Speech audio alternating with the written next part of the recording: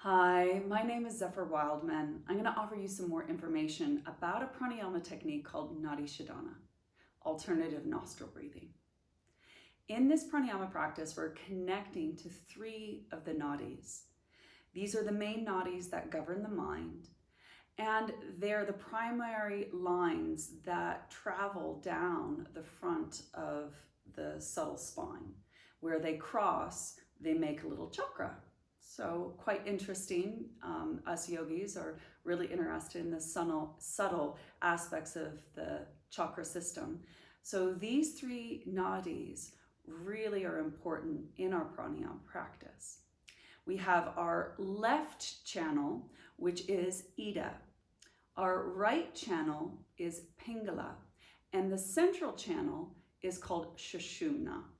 Now, we will start to see in practice that when you connect to the right channel, we can actually stimulate and arouse our sympathetic nervous system.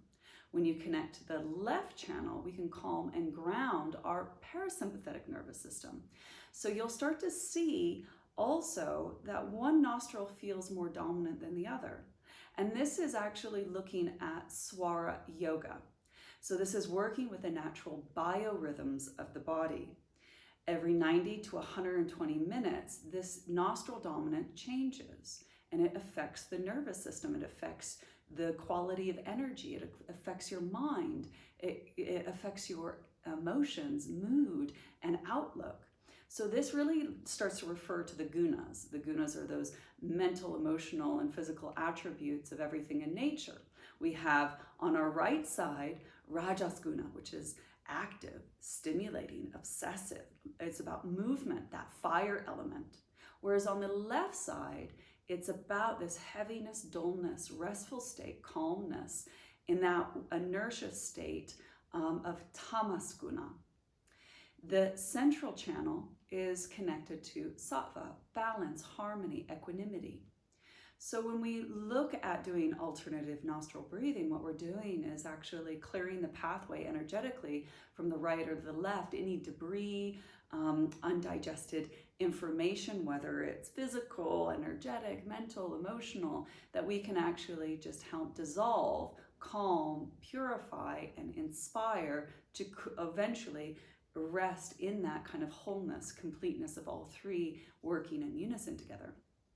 The other little aspect that I'd like to kind of open you up to is really what we're doing is refining two of the vayus, apana vayu and pran vayu.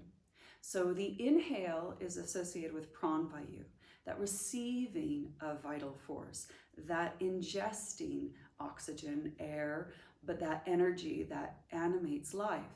And as we exhale, there's that releasing, that letting go, that surrendering of waste, whether it's physical, energetic, or mental, in that way in which we start to balance the inflow and outflow as we do this practice. So there's loads of information wrapped up in simply breathing from one side to the other. Ultimately, Nadi Shodhana is about calming, purifying, and strengthening our relationship to the subtle body, our nervous system, and deepening our concentration. That awakens us to this awareness of being. As we've probably studied in the 8-limb path, is that we do this sense of pranayama and we turn our attention inwards and we focus that concentrated awareness on pranadharana, that concentrated focus on moving prana and concentrating and focusing on one thing, that then opens up to dhyana, which is meditation.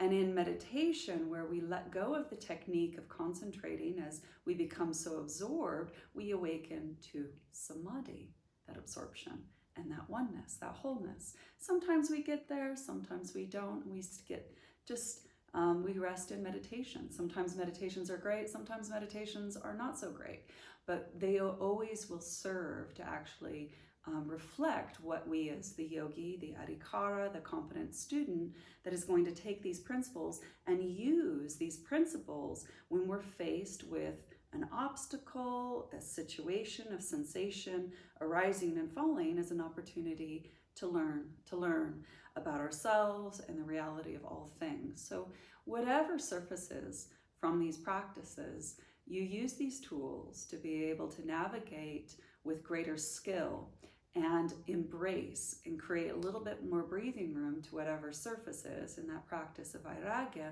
of letting go of sensory observation.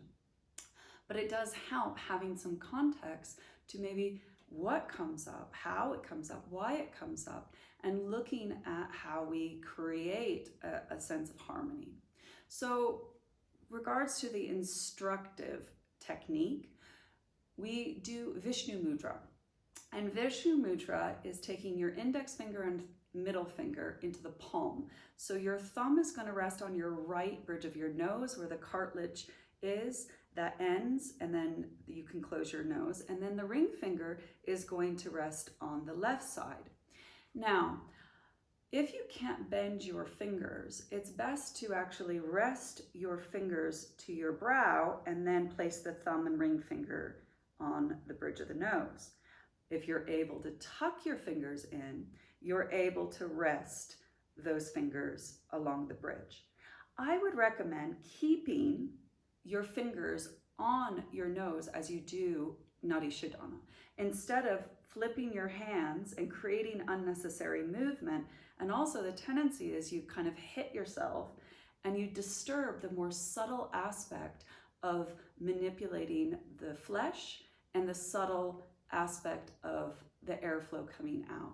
And this actually opens up to another really interesting teaching point, that in Swara Yoga and working with the subtle body, your chakras are around your nose, and the elements of the chakras are around your nose. So yogis figured this out by taking glass and breathing on a piece of glass, and as they projected their breath out on the glass, it created little shapes, and they noticed when certain elements were present within them and balanced, all of a sudden certain shapes would come out. So those shapes are, if you are connected to the earth element, your energy body, you will have the breath flowing more to the base, almost like a little square. There's like a square where you feel really grounded, and you'll sense the breath more at the base like a square. So when you breathe, as you open and close, if you're trying to stimulate connecting, you can manipulate your fingers a little bit to actually emphasize breathing through that quality of the element, to ground you, connect you, establish trust, health, prosperity, safety. And then the water element is right at the bottom, like a crescent shape. You know, when you start crying and you get the sniffles, the water element. Well, when we breathe and the water element is very present, you'll feel the breath more like a crescent shape on the bottom. The fire element is at the tip of the nostril. And you'll notice this a lot in asana practice. When we do Ujjayi breath and you move and breathe, your breath is going to be more at the tip because we're creating a lot of heat.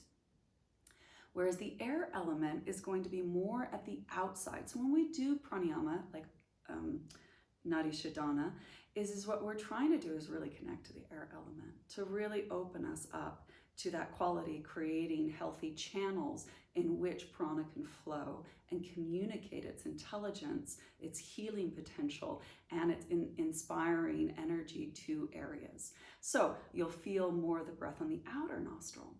Now with akasha, or space, when we lower hands down, when everything feels very balanced, you'll almost sense like a spiral going up and out through your nose.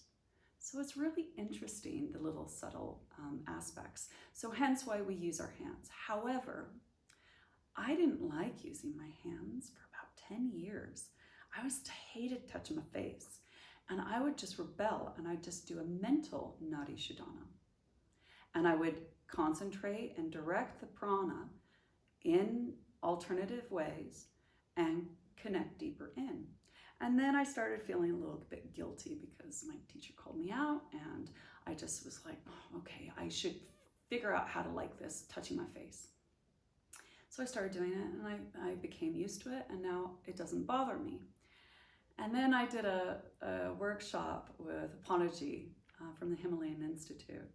And he was like, oh, the more profound practice of Nadi Shodhana is when you don't use your hands. And if you can manipulate your prana. And I was like, oh. So give yourself the permission to use your hands or not. But really what you're trying to do is pranadharana, of shaping your breath and focusing your mind on that shape of the breath. And then starting to look at balancing out the gunas, starting to look at balancing out prana and apana vayu. So there's that samana vayu around the core when you go deeper in. And starting to look at maybe what element or chakra might be either awake, stimulated, or needing repair or balancing. And then from that, we're going to then turn inwards to be able to go into meditation, and then to be able to hopefully one day be skilled enough to arrive in samadhi. So the last little teaching instruction that I'm going to offer you is when you practice, you inhale through both nostrils. And then whichever is more passive, less dominant, you breathe out through that nostril. So there are some instructions where in the morning, you start with blocking your right, open your left, and doing your Nadi Shodhana that way. And in the evening, you block your left and exhale through the right. So sometimes it gets a bit confusing. Even my brain just froze a little bit. So there's a little saying is right at night. So breathe out through the right at night, and then in the morning, breathe out through the left. And if you're doing it midday, again, just connect to whichever one is more passive. So the instruction is to sit in a chair, sit on the floor, cross-leg, virasana, whichever way in which you can maintain a tall spine. Where there's a lumbar curve, you're on the sit bones, not your tailbone. So you have full access of the diaphragm. And as the shoulders soften, make sure your arm is upright and you draw your shoulder blade back and down and lift your chest, because the tendency is the arm gets heavy if you do it for too long. We're only going to do 6 breaths, and the tendency is the head cricks. So try to maintain stamina, and you might need to do, 3 breaths to begin with if your arm's not strong enough, and build up to 6. And sometimes doing repetitions. So we inhale through both. We're going to actually block the right and exhale through the left, and then inhale through the left, exhale through the right, inhale through the right, exhale through the left, inhale through. And then we're going to continue that. And then on your last breath, you're going to inhale through the right, and you're going to exhale through both. So that was a really kind of key if you're a practitioner to complete those rounds. You're going to block your right, inhale through both, block your right, exhale through your left. Your last breath is going to be an inhale through your right as you block your left, and exhale through both. So those are just the little techniques in which creates a ritual practice. This is a tried and tested practice. I'm not making this up. I received this from many of my teachers and their teachers of teachers. And this is the way it's been done, and the way that it's been shown to be very effective in calming, in this way of strengthening and purifying the subtle physical and mental qualities of our embodiment, to draw our attention inwards, where we're able to rest for meditation and then awakening to deeper levels of consciousness. So I hope that has served you in giving you more information about this practice, and I'm going to be offering you some actual applications. So join me in the other videos for Nadi Shodhana, alternative nostril breathing pranayama. Thank you so much for listening, and I hope to practice with you soon.